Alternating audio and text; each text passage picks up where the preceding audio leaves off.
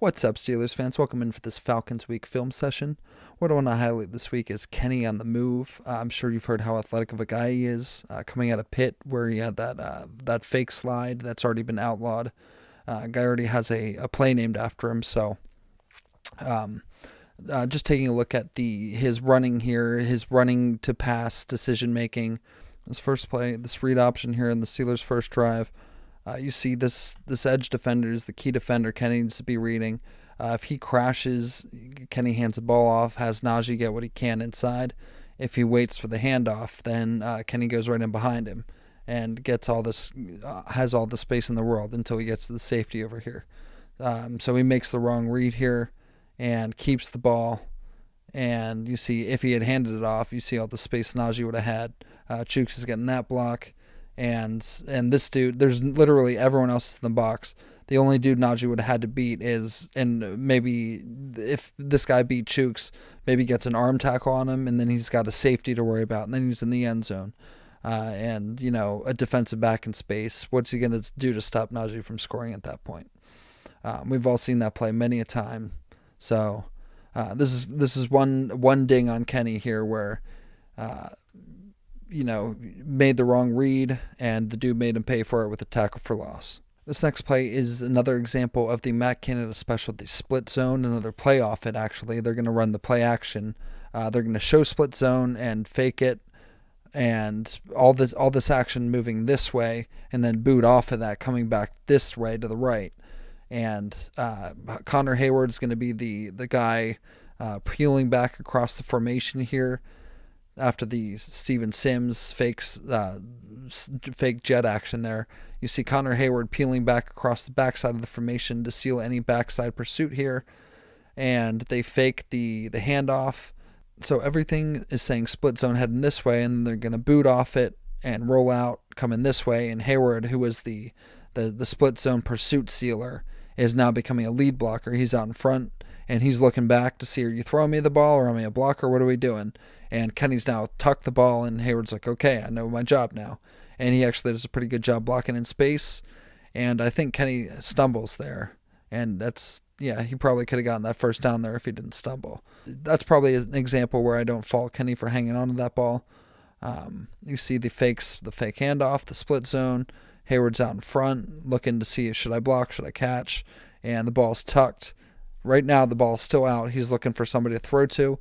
He doesn't like any of it, so he's going to tuck it away, and now he's just going to run with it. Hayward sees that, and he's blocking, and you see the little turf monster get Pickett there. What's encouraging here is you see him keeping his eyes downfield, looking to throw there, and you see that ball out ready to throw. He doesn't like any of the throws, so he tucks it. He's being safe with the ball. He's taking the profit that's on the table in front of him. He's not trying to do too much in this instance. That goes in the plus column for Kenny. This next play, they're going to slide the pocket actually to the right, but it's not a designed rollout. You're going to see Kenny kind of scramble out of there and escape, but he's going to keep his eyes downfield and find Watt and take that short gain there and make that throw. You see the pump fake there and pulls it back in, doesn't like any of it. He's going to escape. He probably could have made this throw if you saw it, but his eyes probably weren't that far downfield. He's on the move, makes the short throw. You see Watt shakes his guy. Kenny sees it, puts the ball on him, and takes the profit. And Mike Tomlin, you see down there, appreciative of the effort. So one thing I got on Kenny just a week ago in the Colts game was not accounting for this guy in this wide 9 stance out here. This play ended up being a sack because both these guys were running routes. He could have slid protection. He could have asked one of them to stay in the block, but he did none of those things, and takes one off the blind side, which a lot of people put on Dan Moore, but that's on the quarterback. He needs to know where to get his protection set up before the play and get all that buttoned up. So this is kind of a similar situation where you have this guy way wide out here, and instead of not accounting for it, what does Kenny do? He's going to bring Derek Watt across the formation to get in his face and kind of account for him. And now he's got a blocker so Kenny's listening to my tweets, and he's correcting his mistakes from just a week ago, and he's got a guy in that guy's face, and he accounts for him does a great job blocking in space there. Kenny gets around the edge and gets that throw off, gets it in to Deontay for I think that might be an explosive gain there. Looking at it from the other angle, the other thing we learned when we brought Derek Watt in motion, they had the safety follow him, so that tells us the Falcons are in man coverage here. Because if they were in zone coverage, they wouldn't have accounted for him like that. They just would have been like, someone on the other side will get him. So the way they adjusted to the formation change there, you're looking at man coverage here. Kenny is pre-snap, and as I noted earlier, they're looking at cover one here. You see you got your deep guy. You got man coverage there, man coverage underneath, and you got an extra guy. He's probably a blitzer. And then obviously the guy who crossed the formation to account for Watt there, who was initially covering Watt, once he sees that he's just blocking and not running a route, then this guy now becomes an extra blitzer. And he's going to get into the situation there and hurry the quarterback, but he's going to make a good throw on the run, get that into Deontay.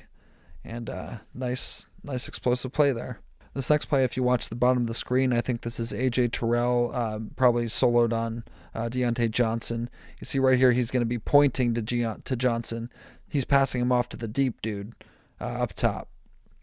And if you see on the other side of the screen, Pickens has also beat his man. Right here, you have a cover two with your two deep, and then your zones underneath. And there's zones because obviously their eyes are on the quarterback and he's not manned up on this dude. He can just pass him off. And when we think cover two, what do we think of? We think of the honey hole. So these dudes down the sideline, these are the perfect routes to call to beat a cover two. So they call the right play for this defense, and Kenny just doesn't see the routes or doesn't like him and ends up scrambling, taking off with it. But if we take another look, he's looking down here at this point. If you're leaving, so he could have made this throw, but he probably didn't because of the safety over the top. He was worried that the safety could get over there and get into that play and create some havoc on the back end there. But if he didn't like that throw, he could have looked off there and came back to this other side, which I think this was his first read over on this side. This next play I just wanted to show you because Pickens shows some exceptional escapability here. He's going to try to get out to the right, and then he doesn't like it. It's sealed in, and then he comes right back to the left. That's some great mobility, especially for a quarterback. You see he's going to try to get out to this right here because all of his routes are breaking to the right. So he's going to try to get that way, but this guy's going to come off his block and hem in that route. So he's going to have to spin back around, and now he's got this guy to contend with, but he goes around him. Great play to loop in around him, but he doesn't have any routes in front of him, so all he can do at this point is just throw it away. And that's another thing I've been critical of Pickett of is, running out of bounds, taking losses, which is something that we saw him do a couple times, I think, in the Bills game. So he's not repeating mistakes. We are seeing obvious growth, and even though there is no profit in this play, the overall outlook, if you're a Steelers fan, is still a very positive prognosis. This next play is the nice little sideline completion to Steven Sims that was overruled because he was out of bounds and illegal touching. On this play, you're going to see cover two from the defense, actually a Tampa two. They have this guy in the deep hole here. This extra zone is, instead of, you see how these guys are all in this level, and this one zone is dropped a little bit back in the deep hole. That's what the Tampa two is, because the one of the weaknesses of the cover two is the deep crossing over the middle of the field, and the way that you account for that, the way that they chose to account for that, not Tony Dungy, what was his name? The way that they chose to account for that is drop one of your zones back into the deep hole there, and kind of take away those deeper crossings. And it's fallen out of favor a little bit in recent years, and as offenses have adjusted to it again. But you still see it every now and then, and this is an example of that. And Pickett doesn't like it initially. He's going to escape, try to get out of that pocket, and he's again keeping his eyes downfield and looking for the profit, looking to let his playmakers make plays. And Sims can't get the footwork down, steps in the line before he goes to make that catch, and that's going to be an illegal touching. And when the ref throws his hat on the sideline, that's what he's indicating there. Good catch, good throw, but it's all for naught if you don't follow the rules. I should have mentioned this earlier. Something you saw a ton of in this game from the Steelers was 3-man routes, where they only had 3 men running routes who could potentially catch a pass. This is another example of a 2-deep shell, even though they're showing a cover 1 high at the snap. This other dude is going to rotate to the deep zone, and I think this other safety is pointing at Johnson coming across the middle of the field. As I was just saying about the Tampa 2 with the deep crossers, this safety is pointing at one of these underneath guys to account for Johnson, and they apparently don't hear him and don't account for him because he remains wide open. And I don't know why Kenny doesn't like that throw, because he's right in the pocket and he's wide open in the middle of the field. So that would have been the throw to make, you would think. The defense sees it. I'm not sure why Kenny doesn't see it, but he's going to get spooked and ultimately escape from that pocket and tuck that ball and run with it. But as we look at it from the other angle, you see as he's running with this ball, he's in the pocket for a while, but when he starts to escape right there, at this point, this ball's tucked. He's forgone all possibility of throwing it at this point. He's committed to the run. If he pulls that ball out and at least pump fakes it, like, this dude doesn't know there's nobody behind him running a route. If he pump fakes it, he'll flatten this dude's feet and soften the edge, get a couple 2-3 extra yards in the end of this run. But what you take that possibility out of the play, you can take that possibility out of his mind once you tuck that ball. So maybe the security is paramount to him at this point. But, I'd think I'd want to maybe put that ball out there and at least pump fake it, see what happens. But maybe I'm just saying that because I miss Ben and his pump fake. Who knows? Here we have another scramble, not a design rollout, but as he's rolling out, he's keeping his eyes downfield, and he finds Deontay and puts it in his hands, and Deontay drops it, and ultimately they overturn that call from a fumble to an incomplete pass, thankfully, which I think surprised a lot of people, even in the Steelers fans. So this is more what I want to see from Kenny, is when he's rolling out to have that ball still in a throwing stance so that he can throw it if he wants, instead of tucked away to run. Keep his eyes downfield looking for playmakers to make plays. Take yourself as much out of harm's way as possible. Save your energy, save your arms, save your legs and knees and tendons and all that. This is the last play I wanted to talk about, and this is the last third down the Steelers had. And you see a little bit of a stumble there from Kenny and a big stumble there from Najee. If you weren't already aware, I just wanted to point out that the reason that they stumbled was Najee right here steps on Kenny's foot. And his ankle rolls a bit. That's why Najee falls. That's why Kenny stumbles a bit. Now, if he doesn't stumble, is he able to get around that edge, around these 3 dudes, and pick up that extra 5 yards and get the first down so that he doesn't have to send Mink out there? Who knows? That's a tall order. This is a design quarterback keeper. There's never any chance of him handing this off. But I think if he did, I think Najee has a pretty good chance of picking this up.